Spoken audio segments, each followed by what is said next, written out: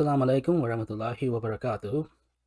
This is the second part of the response to the angry bird, Michael Jones, on the marriage of Prophet Muhammad sallallahu alaihi wasallam to Aisha radiallahu anha.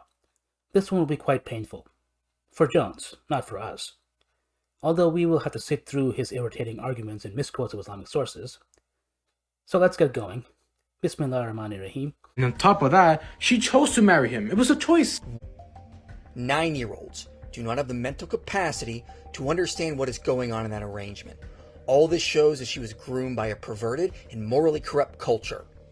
Okay, so this is based on modern standards. But modern standards do not have any bearing on ancient standards. I don't deny that a 9-year-old in this day and age would not necessarily understand or be able to consent to sexual intercourse. But in antiquity, the transition into adulthood occurred with puberty, and young people were trained for this in their childhoods. This is why even Christian societies consider the age of consent to be as low as 7. In 12th century England, for example, betrothals could occur as early as age 3, with marriage being formalized at age 12, but the age of consent was 7. Recall also from the last video that Christian scholars such as Thomas Aquinas stated that marriages could be consummated once both parties had entered puberty. Thus, by this Christian standard, consent was possible once puberty was reached. The Christian reformer John Calvin also agreed. A boy or a girl who had been betrothed could either consent to the marriage or reject it upon reaching puberty. Aisha willingly did it, and she know what she was doing. We know this. Why? Because Aisha hit puberty already. That's debatable, as early Islamic sources indicate she did not actually. Sahih Al-Bukhari 6130 narrated Aisha, "I used to play with the dolls in the presence of the Prophet, and my girlfriends also used to play with me. When Allah's messenger used to enter my dwelling place, they used to hide themselves, but the Prophet would call them to join and play with me. The playing with the dolls and similar images is forbidden, but it was allowed for Aisha at the time, as she was a little girl, not yet reached the age of puberty." Okay, be honest, Jones. Did you get this argument from your BFF, David Wood? Clearly, you have not done an iota of research if you think this is the best argument you can make that Aisha radiallahu anha had not reached puberty. Anyway, you see the part in the parentheses? This is not actually part of the hadith itself. You would know that if you had actually bothered to check the Arabic text itself, which of course we know you can't do.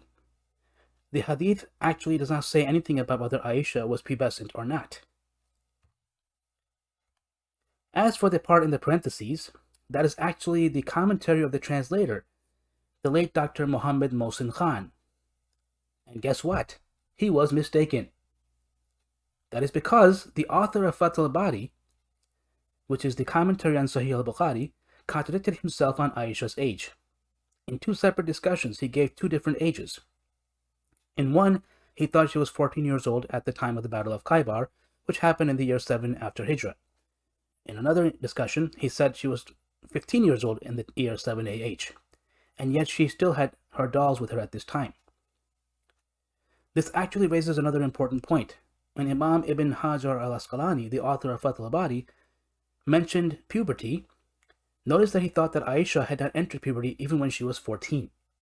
We know that in modern biology, puberty is actually defined as a series of bodily changes that occur over the course of several years, and generally begins in girls around ages 8 to 9. But that was not how classical Islamic sources defined puberty. For example, the classical Shafi'i manual of Islamic law, The Reliance of the Traveler, states that puberty applies to a person after the first wet dream, or upon becoming 15 years old, or when a girl has her first menstrual period or pregnancy.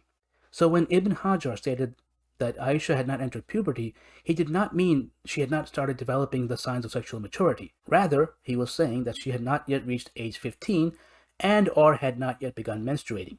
However, most classical sources state that she had begun menstruating by age 9. But recall that in the modern definition, menstruation is actually regarded as a phase of puberty. So what we have here is a confusion on Jones's part on definitions. But since he has not actually studied Islamic sources, he was bound to make this mistake.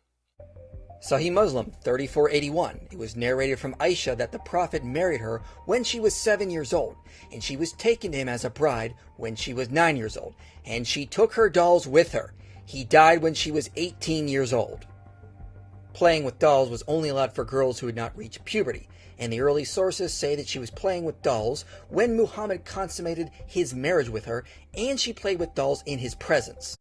Wrong, Sheikh Michael. Again, in classical Islamic sources, puberty, for girls, meant either reaching the age of 15 or experiencing menstruation. Plus, most Islamic scholars did not actually conclude the same as Ibn Hajar did on whether playing with dolls was generally allowed or not.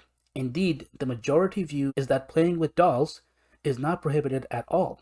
So the question of Aisha's age when she had her dolls is irrelevant. So do yourself a favor, fake Sheikh Jones, and keep the fatwas to yourself.